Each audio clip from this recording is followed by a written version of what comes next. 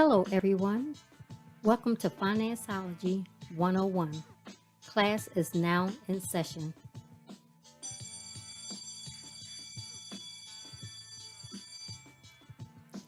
The information provided during this podcast is just that, information. You will need to do further research to address your specific situation.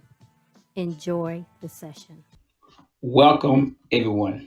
My name is Elroy Seegers. I am one half of the owner, well, my wife is the other half of the owner of Gifted Generations LLC. You can find us on Facebook at Gifted Gen LLC, on Instagram, gift.gen, and YouTube, Gifted. You can do a search for Gifted Generations LLC. And always our website is giftedgenerations-llc.com. And please don't forget that dash. It's very important that you don't forget that dash. So tonight's session is about, the check-in session is about starting your savings. I am now starting the clock. So last week we talked about collecting those receipts. This week it's the same thing. Continue to collect those receipts over a 30-day period. At the end of the month, you put the receipts in a category: shopping, eating out, groceries, gas, things like that. You should already know things like utilities, your mortgage, rent, your cable, phone, etc. Those things you already have. It's the things that's not planned, typically you want to collect and gather. Now you're going to take your income for the month and see if it's over or under after you add up all your expenses. Do you have a surplus or do you have a shortage? The goal is to have more money left over after everything is accounted for. Leftover money from your check is really not leftover money. It's money you need to give an assignment to. Where, how, and what you want to use or save it for. Okay, so now you want to start saving. How do we start saving? We just talked about your income, your expenses. You got to see where you have the extra money to come in from after everything is paid for. It is time to put that money away. You can do that by starting an automatic transfer of your money to your savings account. You can set up a transfer to do it the day of or maybe a day later to make sure your money was deposited from your job. Why do you think they take out taxes before you get paid? The government is not trusting us to send a payment in. Automatic. Think about your home escrow account. That's typically used for taxes and insurance for the house to pay the account holder of the escrow account, the lender. You see how automation works? It's a thoughtless process. So if you have it set up already, it does it for you. We all know anything we do manually makes us second guess.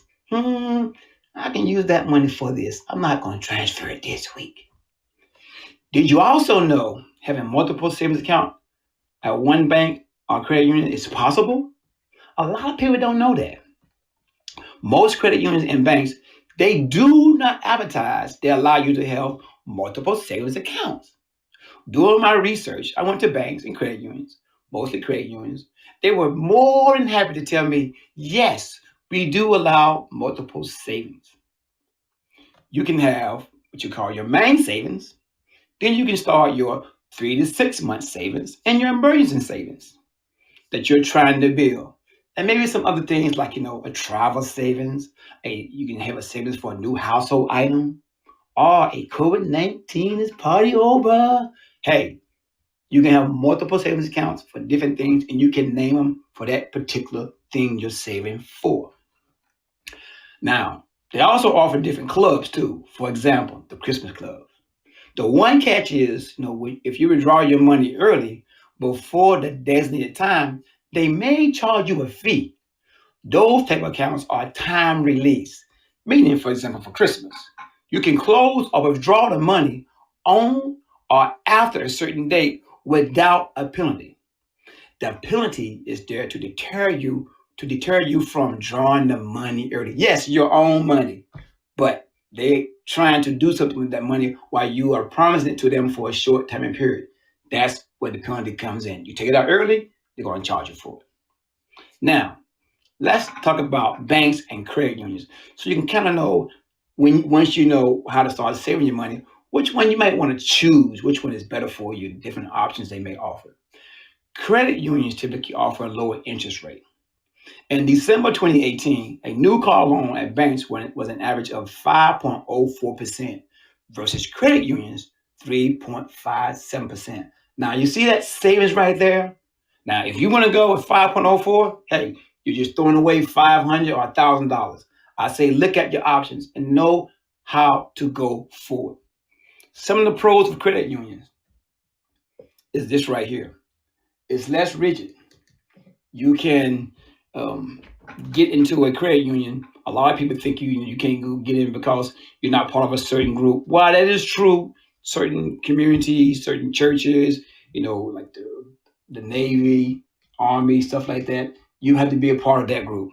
But you at least have to ask them in order to know.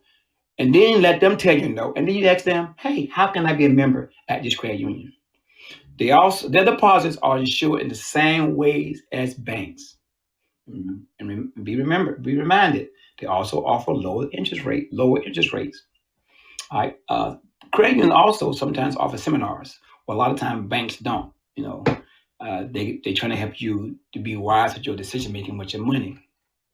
Some of the cons: they have limited financial products offerings, fewer physical branches. You don't have a credit union in every city or every corner.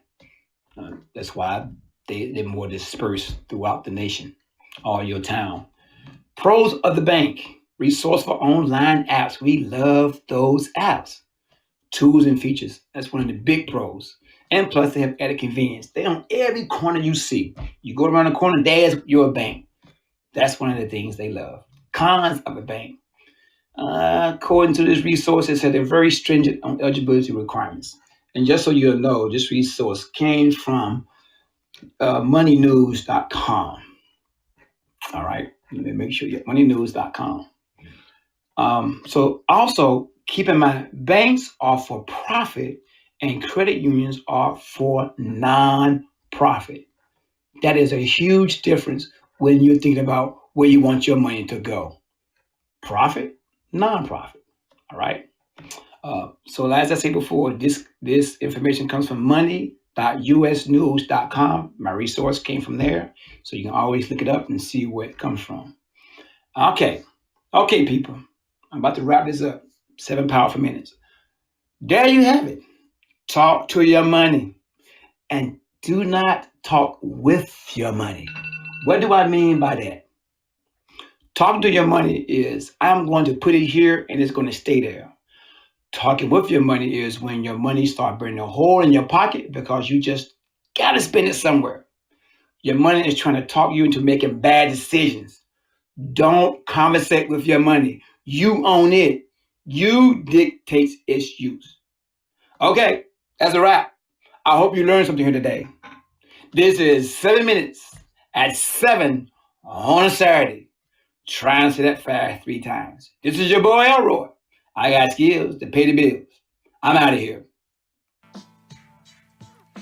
Well, thank you for tuning in to our podcast, Financeology 101.